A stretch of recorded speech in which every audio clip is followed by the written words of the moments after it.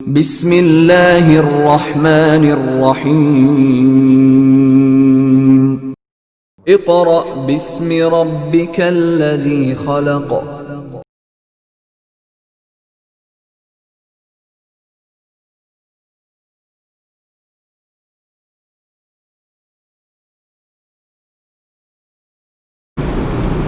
औज़ु बिल्लाहि मिनश्शैतानिर्रजीम। बिस्मिल्लाहिर्रहमानिर्रहीम।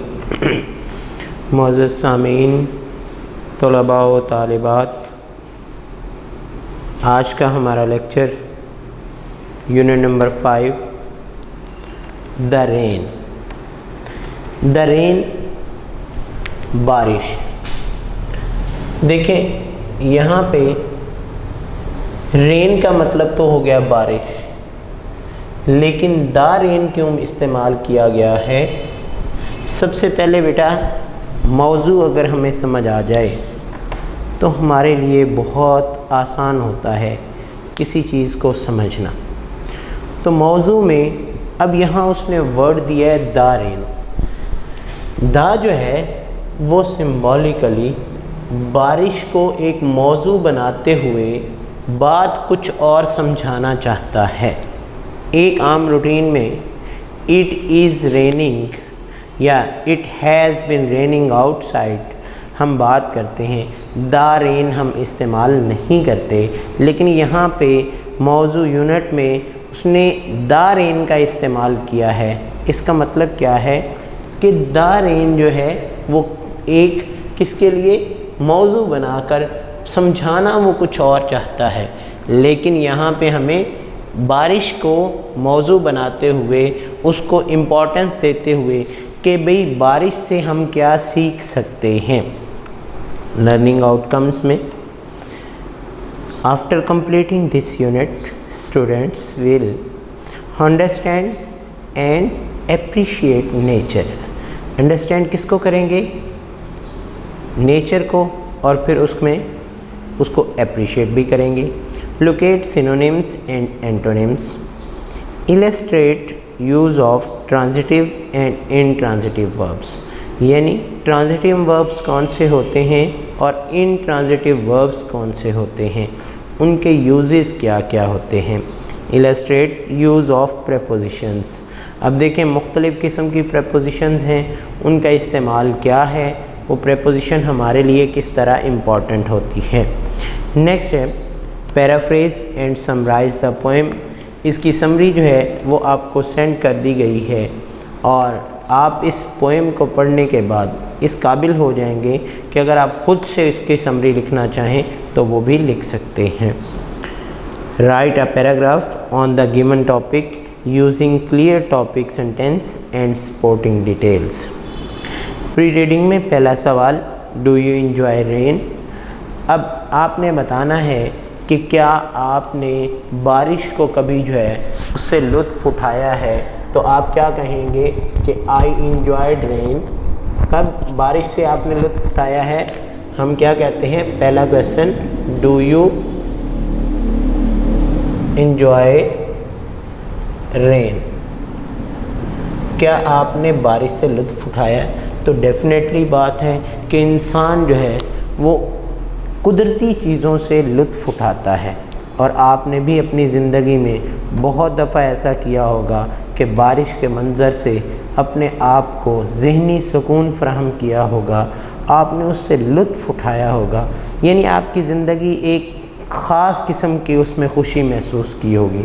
और अब भी हम बारिश होती है तो हम कहते हैं मौसम बहुत सुहाना है। ये मौसम का सुहाना होना हमारे अल्फाज की अदायगी जो है वो ये बात ज़ाहिर करती है कि हम इस मौसम को बहुत एंजॉय करेंगे। Can you share 3 good things about rain. क्या आप बारिश के बारे में 3 अच्छी चीज़ें हमारे साथ शेयर कर सकते हैं? अब क्या है, फ़र्स्ट ऑफ़ ऑल बारिश जो है ये तमाम नेचुरल चीज़ें जिनमें पौधे और ऐसे जानवर जो बारिश से पानी हासिल करते हैं उनको ताज़गी फ़राहम करती है, उन चीज़ों को ज़िंदगी देती है, और इसके साथ साथ बारिश के होने से हमारी ज़मीन पर एक ख़ास किस्म की ताज़गी नज़र आने लग जाती है। What may be the result of excessive rains, यानी रेन का हमारे सामने जो है, जो जिनकी इस तक पहुंच होती है, रसाई होती है, या हद से ज़्यादा बारिश जहाँ पे होती है वहाँ पे क्या नताए जाते हैं।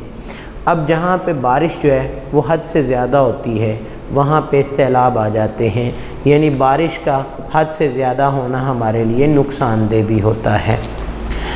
अब हम इस पोएम को पढ़ेंगे, और पोएम को बेटा अच्छे अंदाज से, अपने पोएम के अंदाज से ही पढ़ना है। कौन सा?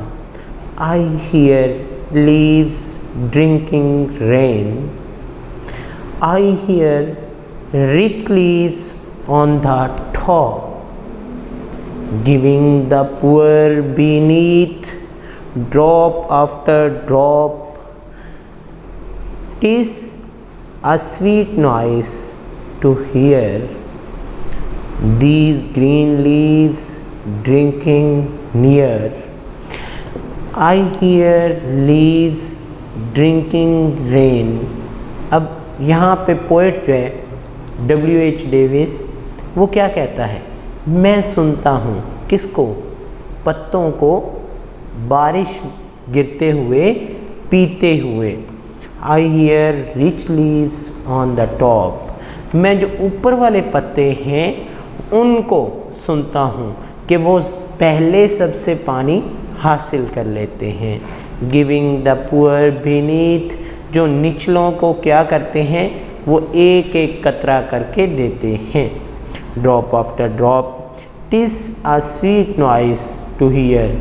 अब ये जो बारिश का बरसना, पत्तों पे गिरना, इसको शायर जो है, पोएट जो है, वो एक आला किस्म का क्या कहता है? ऐसा शोर है जो मुझे खुशनुमा लगता है। These green leaves drinking near, these green leaves, ये सब्ज़ पत्ते, ड्रिंकिंग नियर, वो करीब से ही पी लेते हैं।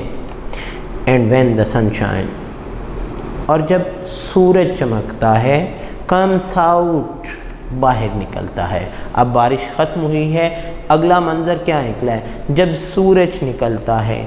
After this rain shall stop, ये बारिश रुक जाएगी। The wondrous light will fill, ये शानदार रोशनी जो है वो क्या कर देगी? वो भर देगी। ईच डार्क, हर अंधेरे को। अब यहाँ कॉमा है, एक हल्का सा आपने इस पर लेना। राउंड ड्रॉप, हर कतरे के, जो भी कायनात में जहाँ भी अंधेरा है, सूरज की रोशनी क्या करेगी? वो उसको रोशनियों से भर देगी। I hope the sun shines bright, मैं उम्मीद करता हूँ कि सूरज तेज़ी से चमकेगा, चमकदार अंदाज में निकलेगा। It will be a lovely site. अब जब बारिश होती है उस वक़्त ज़मीन पर एक ख़ास ताज़गी आ जाती है। उसके बाद जब सूरज निकलता है तो वो मंज़र बहुत ही शानदार होता है। उसे क्या कहते हैं? Lovely site. वो क्या होगा? ऐसा शानदार मंज़र कि वो उसकी खूबसूरती को मज़ीद बढ़ा देगा। अब देखें बेटा, ये बारिश के मंज़र को उसने बयान करते हुए हकीकत में हमें वो दुनिया की रियलिटी, हकीकत बयान करता है कि इस दुनिया में रहते हुए जब इंसान जो है वो अमीर और गरीब तबके के दरमियान एक तफरीक की जाती है, फ़र्क किया जाता है, तो दुनिया की कोई भी अपॉर्चुनिटी है, कोई भी मौका है, वो अमीर पहले हासिल कर लेते हैं। जैसा कि हम देखते हैं कि आज टेक्नोलॉजी का दौर है। इस टेक्नोलॉजी के दौर में क्या है कि अमीर लोग सबसे ज़्यादा टेक्नोलॉजी इस्तेमाल कर रहे हैं। मोबाइल की अगर हम बात करें तो आज से कुछ साल पहले जब ये हमारे मुआशरे में इंट्रोड्यूस हुआ तो सबसे पहले अमीरों ने ख़रीदा। आज भी देखें, आला से आला 3 लाख वाला मोबाइल भी है और 3000 वाला भी है। अब क्या अमीर आदमी जो है वो 3 लाख वाला इस्तेमाल कर रहा है मोबाइल, उसकी टेक्नोलॉजी आला है, अपग्रेडेड है। जो गरीब आदमी है क्या उसके पास जो है वो वसअत होगी या उसकी पॉकेट इजाज़त देगी कि क्या वो 3 लाख वाला मोबाइल ख़रीद ले? नहीं। इसका मतलब क्या है कि बारिश की मिसाल देते हुए शायर हमें ये बात सिखाता है कि जितनी भी कायनात में टेक्नोलॉजी है या जितनी भी कायनात में अपॉर्चुनिटीज़ हैं, वो सारी की सारी अपॉर्चुनिटीज़ अमीर लोग पहले इस्तेमाल कर लेते हैं और उसके बाद गरीबों तक। इसी तरह जब बारिश आती है वो सबसे पहले अपर लीव को क्या करती है? पानी फ्राहम करती है। अपर लीव अपनी मर्ज़ी के मुताबिक जितना वो पानी पी सकते हैं वो पीते हैं, बाकी वो एक एक कतरा करके नीचे देते जाते हैं। हालांकि ये पत्तों से कभी भी पौधों की जो है वो पानी की कमी पूरी नहीं होती। सिर्फ क्या है, W.H. डेविस इसको टॉपिक बनाते हुए हमें ये बात समझा रहा है। अब दूसरी तरफ वो क्या है, वो कुदरत के बारे में बात कर रहा है कि अगले स्टांजा में वो बात समझाता है कि कुदरत क्या करती है। जब कुदरत अपनी रोशनी फेंकती है, यानी जब सूरज निकलता है, तो वो गरीब और अमीर का फ़र्क रखे बगैर वो तमाम लोगों तक जो है वो अपनी रोशनी पहुंचा देती है। यानी वो क्या कहता है, ईच डार्क राउंड ड्रॉप, हर अंधेरे तक उसकी रोशनी पहुंच जाती है। यहाँ अब हम थीम के बारे में बात करते हैं। W.H. Davies favourite themes are nature and hardships of the poor. वो कहता है उसका ये फेवरेट थीम रहा है कि वो कुदरत से क्या बात सिखाना चाहता है कि गरीबों को कौन कौन सी मुश्किलात आती हैं।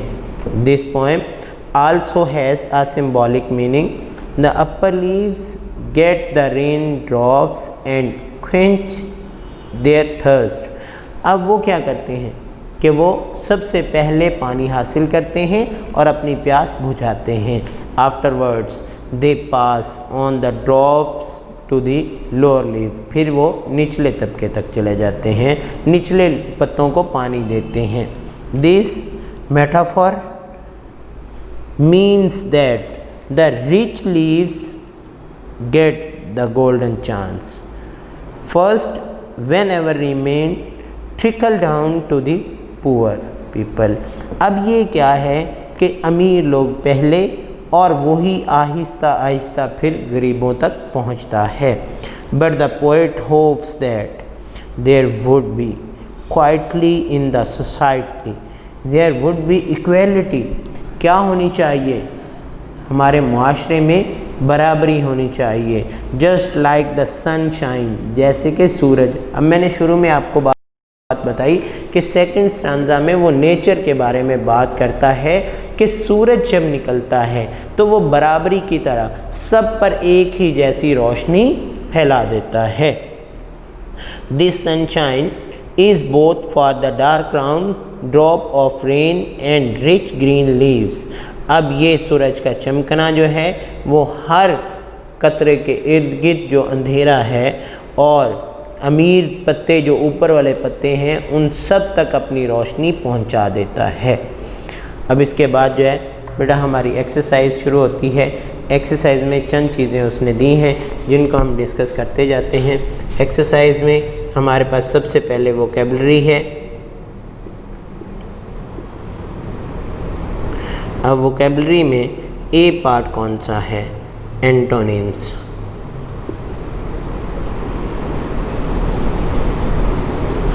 उसके बाद उसने इस चीज़ से आगे 2 चीज़ें हमें सिखाई हैं। कौन कौन सी हैं? डेनोटेशन और दूसरी है कॉनोटेशन। उसके बाद हमें बी पार्ट शुरू हो जाता है जिसमें रीड द फॉलोइंग सेंटेंसेस।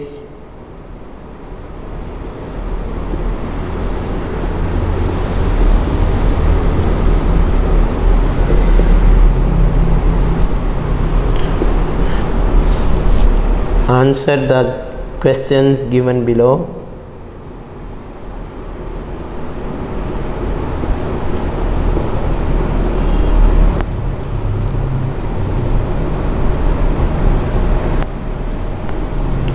अब देखें यहाँ पे भी हमें कुछ चीज़ें उसने पूछी हैं।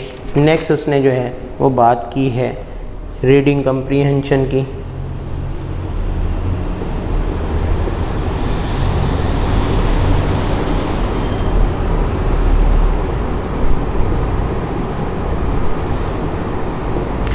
अब वोकेबलरी हम शुरू करने लगे हैं।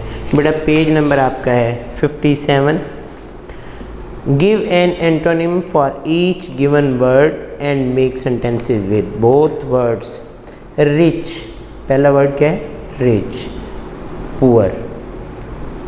रिच एंटोनिम क्या होगा? पुअर। इसको क्या कहते हैं? एंटोनिम को उर्दू में क्या कहते हैं? मुतजाद।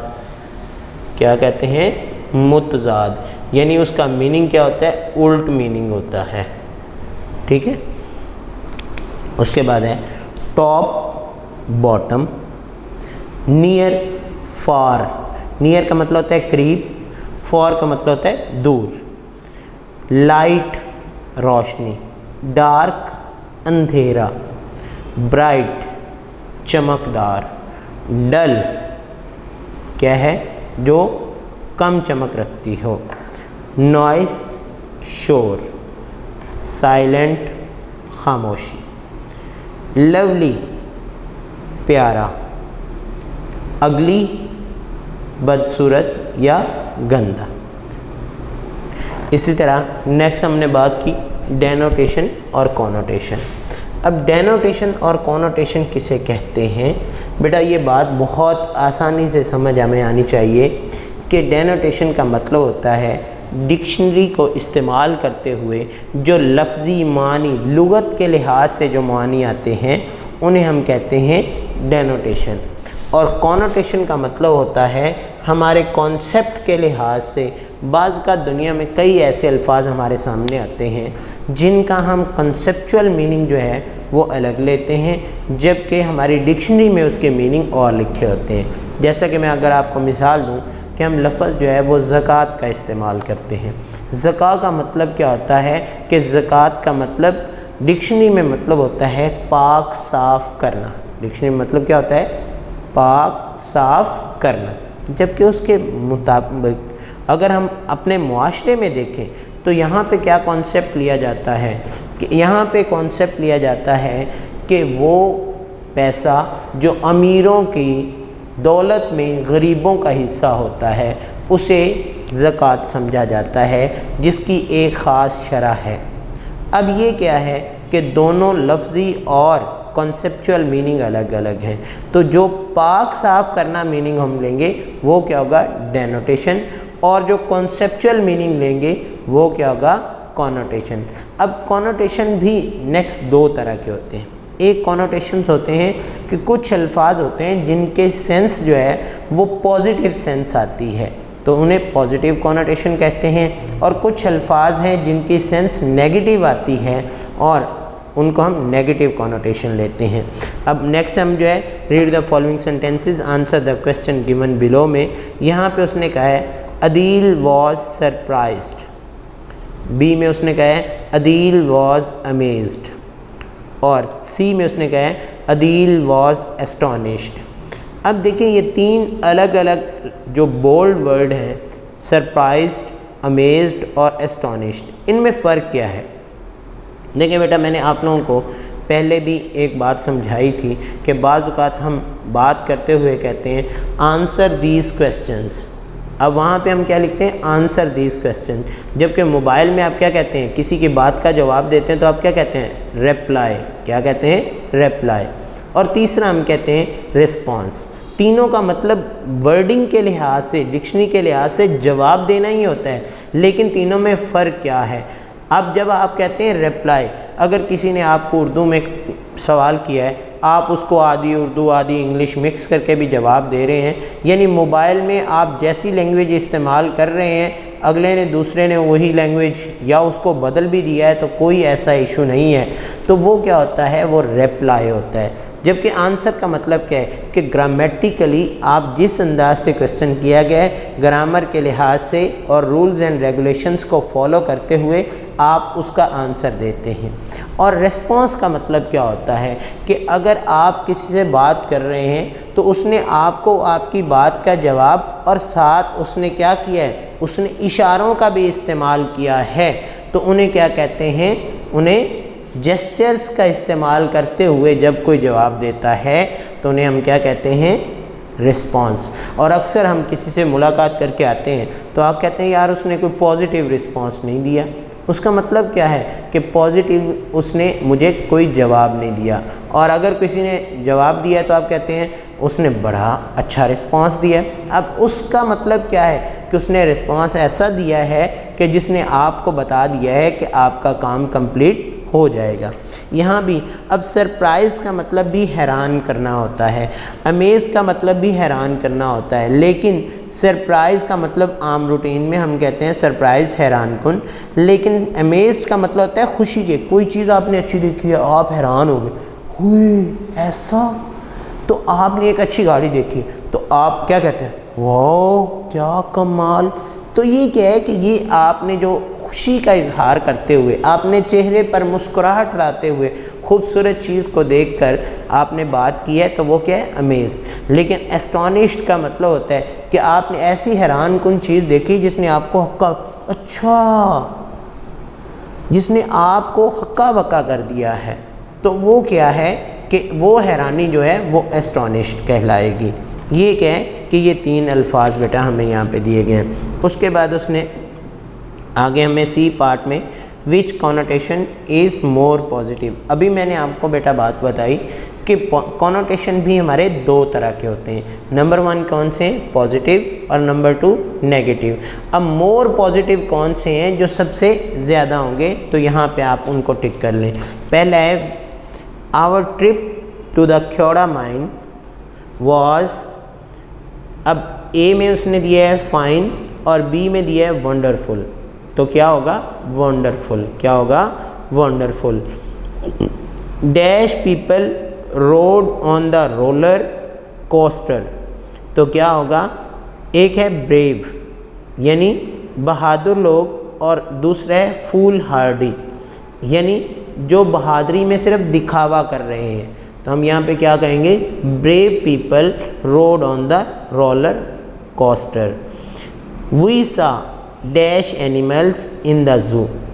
अब यहाँ पे हमारे 2 वर्ड हैं, एक है फैसिनेटिंग और दूसरा है वेयर्ड। अब यहाँ पे हमारे लिए पॉजिटिव कॉनोटेशन कौन सा आएगा, फैसिनेटिंग। क्या आएगा, fascinating. Some of the monkeys made dash faces. अब मंकीज़ ने क्या किया है, अब 2 वर्ड्स हमारे सामने दिए गए, तो यहाँ मंकीज़ के लिए हम क्या इस्तेमाल करेंगे, एम्यूजिंग। क्या वर्ड इस्तेमाल करेंगे, amusing.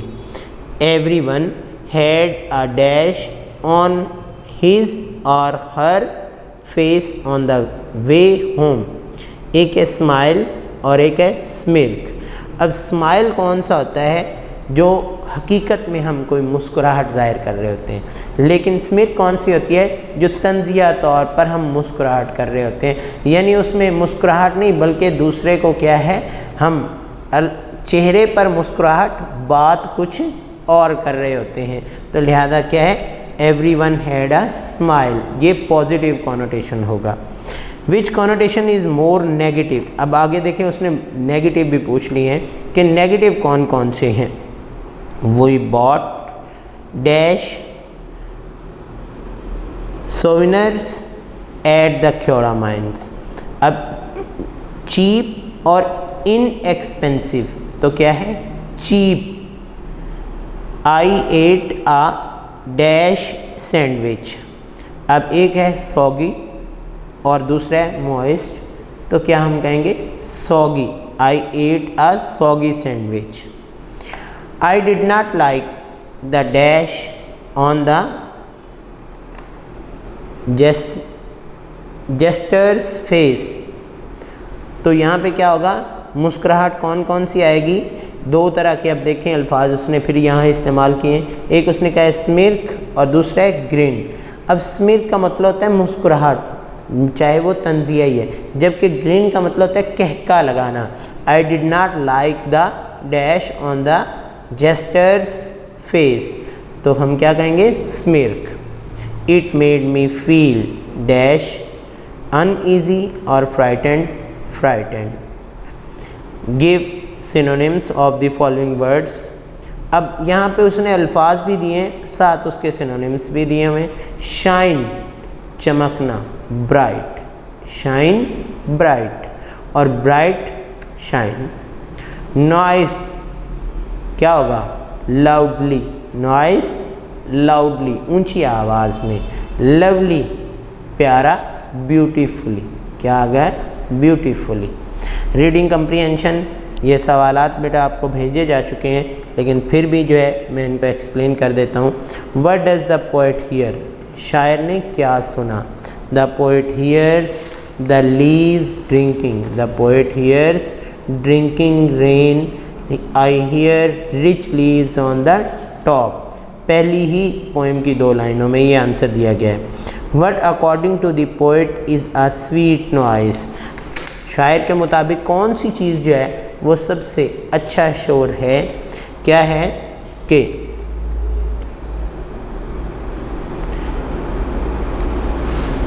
TISS uh sweet noise to here. अब वो क्या करता है कि वो पत्तों पर गिरती हुई बारिश के आवाज़ को जो है वो एक खुशगवार किस्म का शोर कहता है। What will happen after the rain stop, बारिश के रुक जाने के बाद क्या होता है। When the sun comes out, जब सूरज बाहर निकलता है। After this rain shall stop, बारिश के रुक जाने के बाद। How does the sun comes out after the rain, बारिश के बाद जब सूरज निकलता है तो वो कैसा निकलता है। द सन शाइन्स ब्राइट, सूरज क्या है, बड़ी तेज़ी से चमकता है। How does the light fill the drops, the light fill the each drop, fill the each drop. Round, जो भी हर एक जगह पर जहाँ जहाँ अंधेरा है रोशनी वहाँ तक पहुँच जाती है। What makes the scene lovely, कौन सी चीज़ जो है इसको अच्छा बना देती है। When the sun comes out it will be a lovely sight, ये क्या हो जाता है, बहुत अच्छा, बहुत आला किस्म का मंज़र बन जाता है, जिसको शायर बयान करता है कि बारिश के बाद सूरज का निकलना एक खुशगवार लगता है। यानी हर चीज़ साफ़ सुथरी और मंज़र भी बड़े खुशनुमा दिखाई देते हैं। आगे मेटाफर, मेटाफर का मतलब है a figure of speech in which N implied comparison in made between two unlike things, यानी दो चीज़ों के दरमियान आप ऐसा कंपैरिजन करना कि जो अनलाइक हों। जैसे he was a line in the battle, वो एक जंग में जो है एक शेर था, यानी उससे मुराद क्या है कि उसकी एबिलिटीज़ को, एक बहादुरी की एबिलिटी ज़ाहिर करने के लिए उसने शेर की बहादुरी के साथ उसका रिलेशनशिप किया है। The striker was a goal machine, the moon was a misty shadow.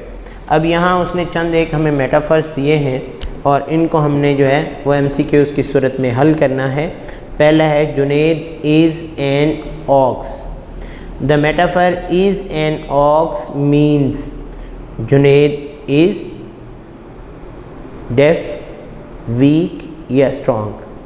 Junaid is strong. Walid is a real couch potato. Couch potato means Waleed is always busy, lazy. Yeah, Waleed likes to go outside and play. Waleed is lazy. Shahid is a volcano. After hearing his brother borrowed his car without permission, Shahid is a volcano means Shahid is angry. Shahid lives in Japan. Shahid has a triangle head. ये क्या है? Shahid is angry. Lubna is the apple of her father's eye. Lubna is the apple mean Lubna is loved by her father. Maria was feeling blue after her cat was hit by a car. Feeling blue means Maria did not like car. Maria was sad. Maria more blue frog क्या है? Maria was sad. Last है Faraz is a giant in his class, towering a foot over his classmates. Faraz is giant. It mean कि Faraz is short या tall? Faraz is tall. C को हम टिक करेंगे. Next उसने बेटा हमें दिया है personification. It is a figurative language technique where an object or idea is given human traits or characteristics. यानी जब कोई आइडिया या कोई आदात जो हैं वो इंसानी आदात के मुताबिक हों. जैसा कि बेटा 9th क्लास में आप लोगों को एक एग्जांपल मैंने दी थी कि the candle flame was dancing. अब डांसिंग जो है वो क्या है? वो इंसानी आदात में शामिल होता है. एक कैंडल फ्लेम जो है जब वो फड़फड़ाता है तो उसको उसके साथ जब वो मैच करता है तो इसका मतलब क्या है? वो पर्सोनिफिकेशन है.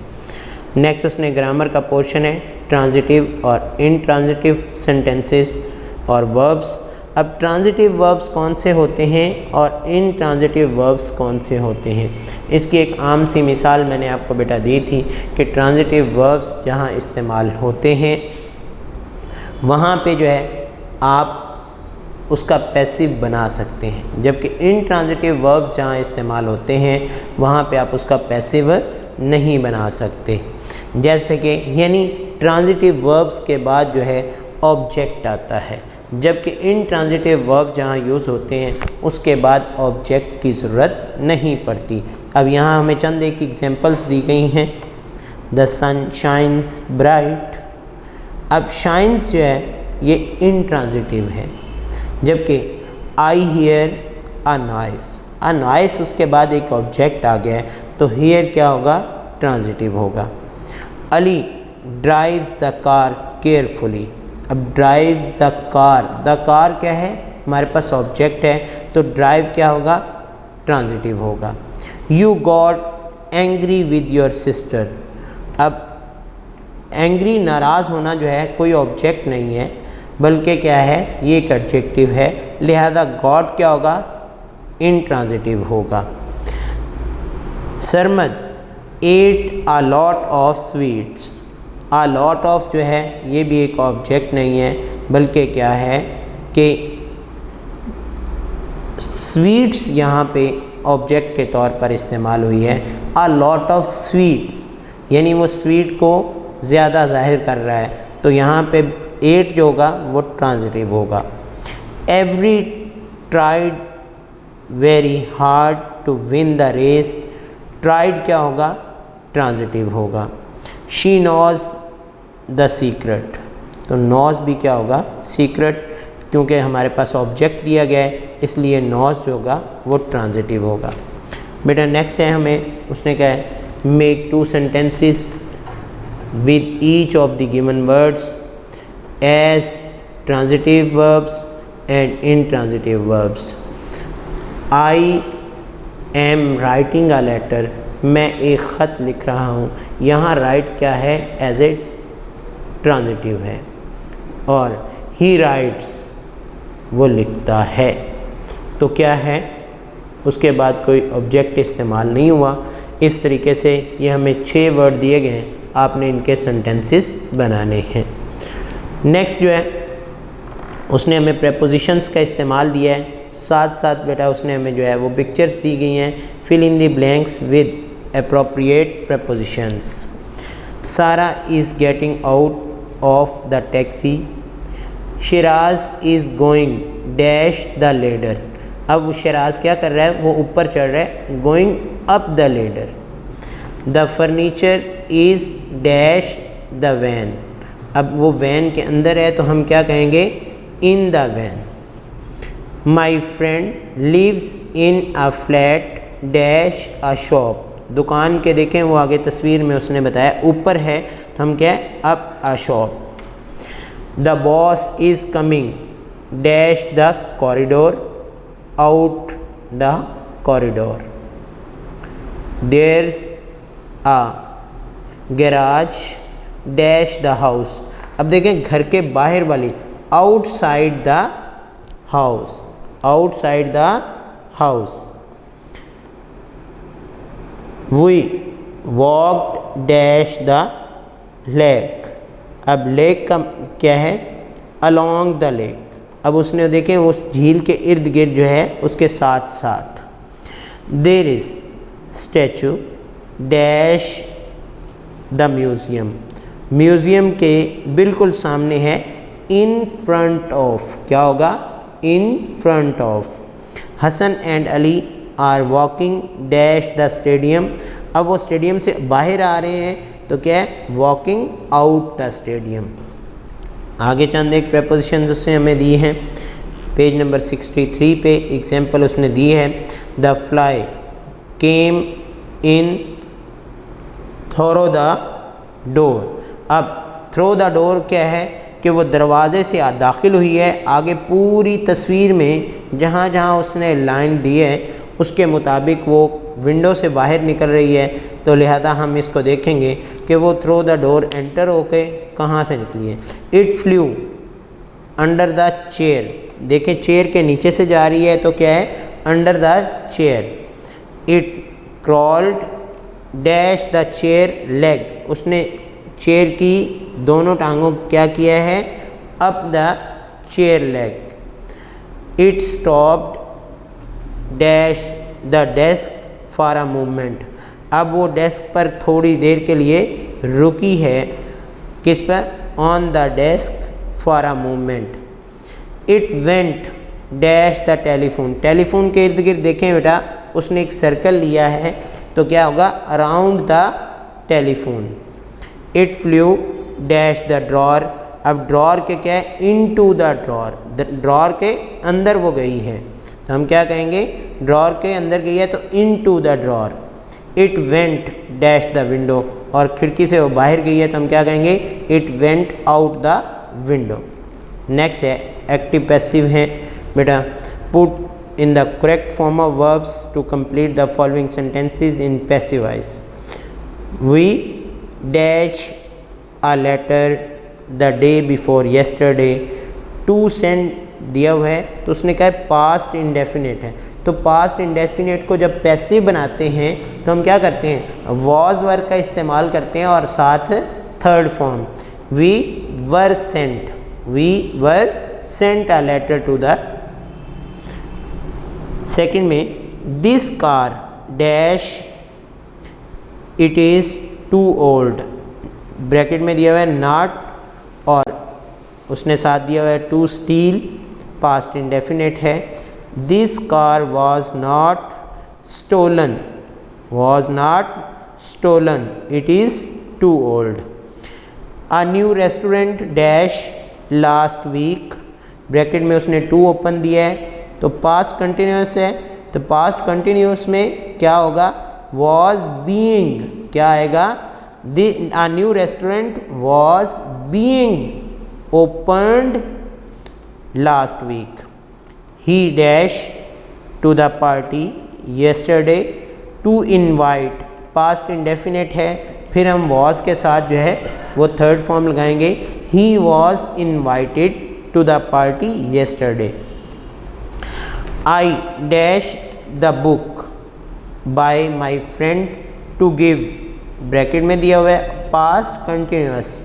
अब पास्ट कंटिन्यूस के लिए क्या कहेंगे, I was being given the book by my friend. देखिए बेटा ये थे हमारे प्रेपोजिशंस का इस्तेमाल और उसके बाद जो है हमें एक्टिव पैसिव कुछ समझाए गए कि एक्टिव पैसिव क्या है। नेक्स्ट पेज नंबर 64 पर उसने में ओरल कम्युनिकेशन, गुज़श्ता लेक्चर में भी मैंने बात की थी कि जब हम कोई चीज़ बेटा पढ़ते हैं तो उस चीज़ को पढ़ने के बाद फ़ौरी तौर पर हमारे जहन में ये आता है कि क्या हमने कौन कौन सी स्किल्स हासिल की हैं। जैसे हमने जो है ये पोएम पढ़ी है, तो क्या हमने आम रीडिंग की तरह इसको रीड किया है? नहीं, बिल्कुल। हमने क्या किया है, इसकी रीडिंग करते हुए चंद स्टाइल्स का इस्तेमाल किया है, क्योंकि हमारी इंग्लिश लैंग्वेज में भी उर्दू की जगह कहीं पे हमारे सामने प्रोज़ आती है, कहीं पे पोइट्री आती है। लिहाजा इस चीज़ को क्या है, हम उसके अंदाज में पढ़ेंगे। जैसे कि आप आम बात करते हैं किसी से भी, उसका आपका लहजा कुछ और होता है। अगर आप किसी बड़े से, बाबा से या किसी अपने से बड़े उस्ताद से बात करते हैं तो आप थोड़ा सा नरमी से बात करते हैं। अगर आपने वही बात अपने से छोटे किसी से करनी हो तो आप और अंदाज से बात करते हैं। तो ये क्या है, ये हमारी ओरल कम्युनिकेशन है। ये ओरल कम्युनिकेशन ही हमें सिखाती है कि हमने कौन सी बात और कैसे करनी है। इसके साथ साथ जब हम कोई चैप्टर पढ़ लेते हैं तो उसके बाद उस चैप्टर को पढ़ने के फ़ौरी बाद हमारे ज़हन में चंद सवालात आते हैं, और वो सवालात और जवाबात जो हैं वो अगर हम अपने दूसरे दोस्त से या अपने उस्ताद से करते हैं तो उन सवालात के जवाबात जो हैं वो क्या डायलॉग्स की सूरत में होंगे। लिहाजा उन डायलॉग्स की सूरत में हम क्या कहेंगे, उसे ओरल कम्युनिकेशन कहेंगे। और वो ओरल कम्युनिकेशन का मतलब हमारे सवालात के जवाबात डायलॉग की सूरत में होंगे, जो कि हमारे कम्युनिकेशन स्किल्स को भी बढ़ाएंगे। इसके साथ साथ हमारी प्रेजेंटेशन स्किल है। प्रेजेंटेशन स्किल्स क्या होती हैं? देखें, जब आप किसी चीज़ को प्रेजेंट कर रहे होते हैं तो आपको चंद रूल्स एंड रेगुलेशन को फॉलो करना पड़ता है। यानी अगर आप राइटिंग स्किल के साथ साथ अपनी कम्युनिकेशन स्किल्स को बढ़ाते हैं और कोई चीज़ किसी के सामने प्रेजेंट कर रहे हैं तो आप उसके लिए कम्प्लीटली प्रिपेयर होके आते हैं। तो उम्मीद करता हूँ कि आपको किसी चीज़ की भी गलती का इब्हाम नहीं रहेगा, बल्कि आप उसको ऐसे अंदाज से प्रिपेयर करेंगे कि दूसरा सुनने वाला आपसे क्या हो, मुतासिर हो। और जब वो आपसे मुतासिर होगा तो फिर क्या होगा, वो आपकी बात को ध्यान से सुनेगा। तो प्रेजेंटेशन स्किल्स जो हैं वो हमारे लिए बहुत ज़रूरी हैं, क्योंकि उन प्रेजेंटेशन स्किल्स से ही हम एक्चुअल प्रेजेंटेशन शो कर रहे होते हैं कि हम बात कर रहे हैं, उस बात में हमें कहाँ ऊंची बोलना है, कहाँ आहिस्ता बोलना है, कहाँ पे बात को रोकना है। अगर कोई बात कर रहा है तो हमने उसकी बात को रोकने के लिए क्या कहते हैं, एक्सक्यूज़ मी, या माजरत के साथ मैं आपकी बात काट कर रहा हूँ। उससे मुराद क्या है कि आप उसकी बात पर अपनी बात को फ़ौक़ियत देने के लिए या कोई नॉलेज आपके पास है उससे मुतल्लिक़ा तो आप उससे शेयर करने के लिए बात उसकी काटते हैं। तो ये क्या है, ये हमारी प्रेजेंटेशन स्किल्स होती हैं। इसके साथ साथ अगर हम कुछ लिखते हैं तो हमारी प्रेजेंटेशन स्किल्स लिखने में भी ज़ाहिर होती हैं कि कहाँ कहाँ जो है वो आपने पंक्चुएशंस का इस्तेमाल किया है, और उन पंक्चुएशन से ही हमारी प्रेजेंटेशन का वाज़े होता है कि क्या हमें वो पंक्चुएशंस आती हैं या नहीं आती। कहाँ हमने फुल स्टॉप लगाना है, कैपिटल लेटर लगाना है, कॉमा लगाना है, पॉज कहाँ पे आएगा, इन्वर्टेड कॉमास कहाँ पे आएंगे, किसी के अल्फाज को कैसे बयान करना है। तो बेटा ये तमाम चीज़ें जो हैं ये हमारी एक पोएम पढ़ते हुए इन चीज़ों का ख्याल रखेंगे तो हमारी प्रेजेंटेशन स्किल्स भी पहले से काफ़ी हद तक बेहतर हो जाएंगी। इसके साथ ही आज का हमारा लेक्चर अपने इख्तिताम को पहुंचता है। अपना ख्याल रखिएगा और साथ साथ अपनी स्टडी को बेहतर कीजिएगा। इंशाअल्लाह हम आपकी हेल्प करने के लिए हर वक्त जो है वो हाज़िर हैं। उम्मीद करते हैं कि शुजा साहब ने जो है वो आपको कई तरह के मैसेजेस दिए होंगे और आप उन पर अमल करके अपनी स्टडी को बेहतर कर रहे होंगे। अल्लाह हाफ़िज़।